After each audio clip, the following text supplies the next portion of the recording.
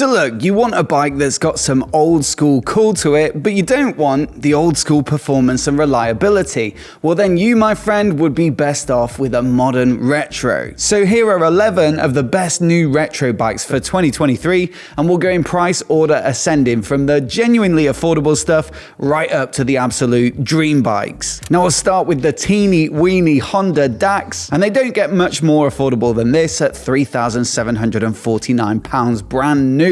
It's basically an adaptation of their mini bike platform that powers the Grom and the Monkey bike, but this one takes its inspiration from the original DAX, which gets its name from Dachshund or sausage dog. Now, it doesn't take a genius to figure out that that's a reference to the shape of the frame, which actually acts as the fuel tank as well. And I think Honda have done a pretty amazing job here of sort of referencing the original with some integrity, whilst also balancing it out with modern components and meeting current day legalities. Sure, it's not gonna knock your socks off with just shy of 10 horsepower, and it's pretty much limited to city riding, but for anyone on the short side or on a budget, or if you just like the cheeky little attitude of this cheeky little bike, it's sure to be an absolute winner, and we're definitely going to try and get one of these to review next year. But almost unbelievably, it's just an extra 150 quid for a full-size motorcycle in the form of Royal Enfield's Hunter 350. And it's got to be said, despite the clear resemblance to a Triumph Street Twin, this is a heck of a good-looking bike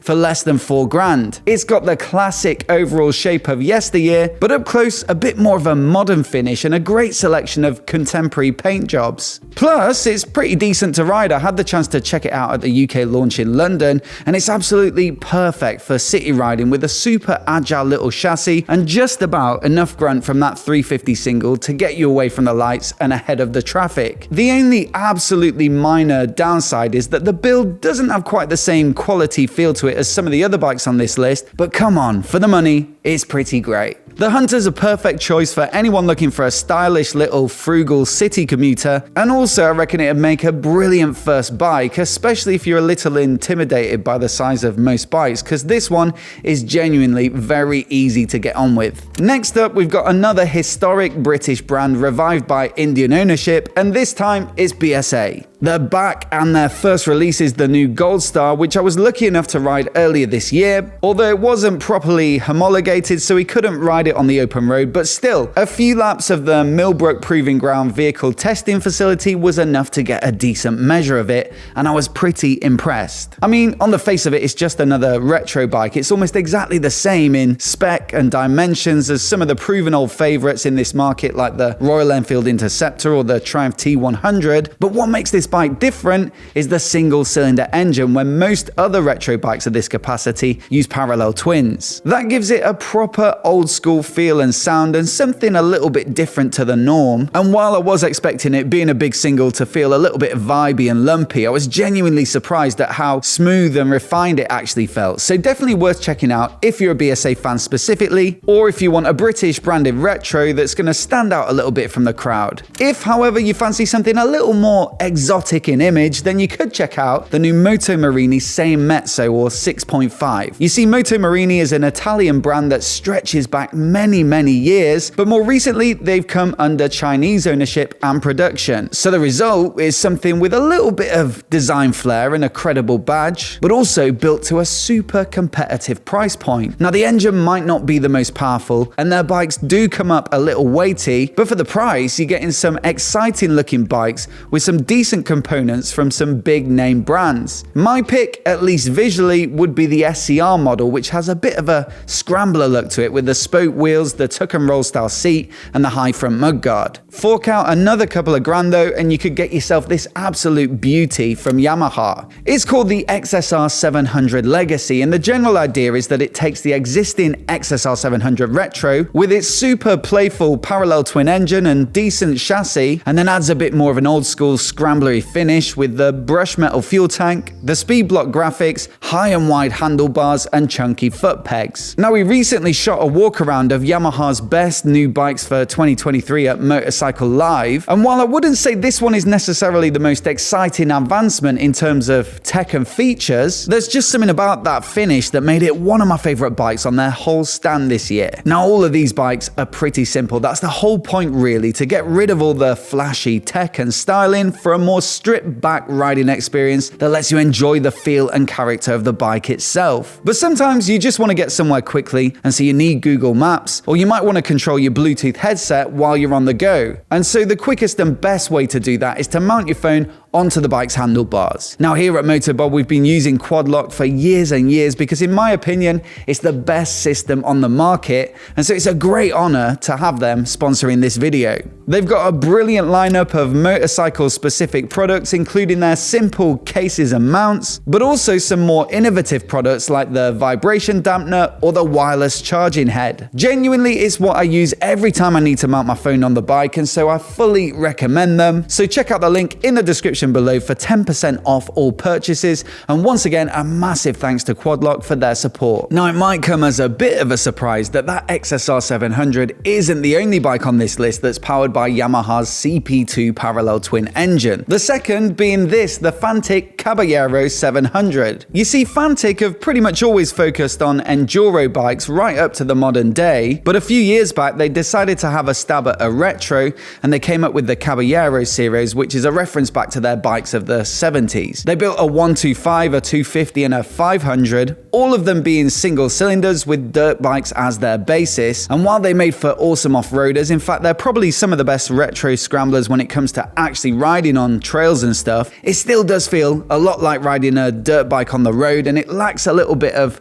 power and refinement. So for 2023, they've sought to address this with a new model, the 700, and it takes Yamaha's proven engine and drops it into a new chassis with all the cool styling of the existing Caballero bikes. On paper, it sounds like an absolute winning combo, but they do say that the target price when it launches in April this year is 10,000 euros, and that'll probably come out about 9 grand after it's been imported to the UK. So it remains to be seen how good it really is as to whether it's actually worth it, but given their off-road experience and what I've learned from riding the 500, this could be a heck of a fun bike. It is, however, just another grand up to the new Ducati Scrambler Icon, which looks pretty flipping good too. Now, it's not a complete revolution for 2023 with the engine being largely the same and so is the chassis, but they did give it a bit of a visual redesign to make it look slightly more modern with a bit of an edgier appearance to the bodywork. There's also loads more color choices with a wide selection of these cover kits. There's a lot more tech with new riding modes, traction control settings, and a TFT display, and they've managed to shed a little bit of weight off the frame as well. The only downside is that 10 grand is starting to get a little spendy for a 70 horsepower bike, and there's a lot of other good stuff out there for this sort of money, but you do get the Ducati badge, loads of character from the engine, a fun and approachable chassis, and plenty of decent updates on the tech front, so I reckon it'll keep on selling well.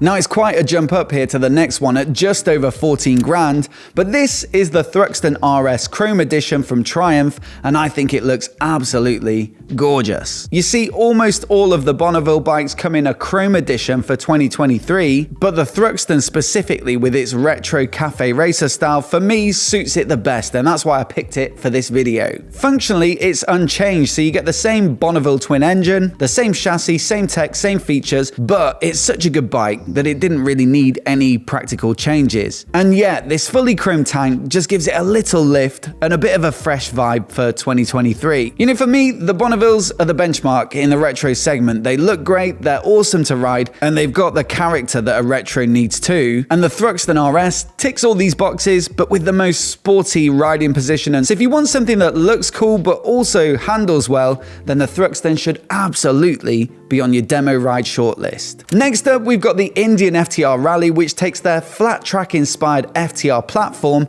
and gives it a bit more of a retro scrambler look and feel. The suspension is a little taller, the spoke wheels are oversized, you get semi-knobbly tires and a styling package that suits. For 2023, you still get the same awesome 1200cc V-twin with 120 horsepower, and mostly the chassis is the same, but you do get a new round TFT display which adds a lot more functionality versus the previous generation's analog Speedo. There's also a new exhaust system, there are some improvements to the brakes, and there's a new black smoke finish with a sort of sandy color on the steel trellis frame and swing arm. Now, I had one of these on press loan in 2022 and it was always a blast to ride, but these little tweaks for the new model year should make it that little bit better. Now, next on this list, we've got the new and updated Norton Commando. Norton were fairly recently taken over by Indian manufacturers TVS after years of mismanagement by the previous owners, and the result is a new factory, and the first model to roll off the new production line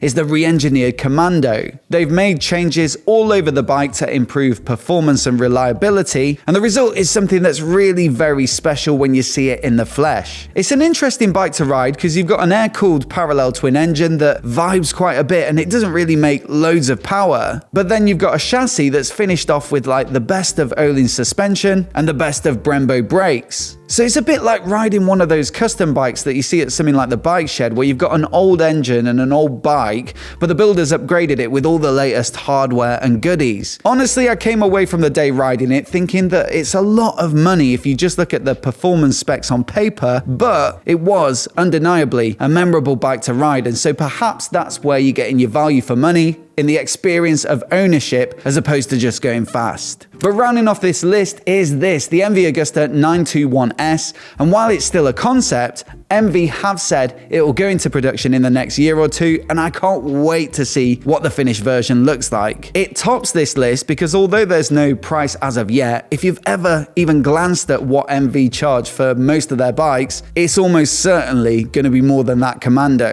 Now, the 921S is one of 3 super impressive bikes that MV Agusta announced this year, and so if you want all of the info about these 3 bikes, then check out the video I've linked to on the screen here where I go through them in full detail. And if you're new here and you want to see more videos like this, then hit subscribe and I'll catch you in the next one.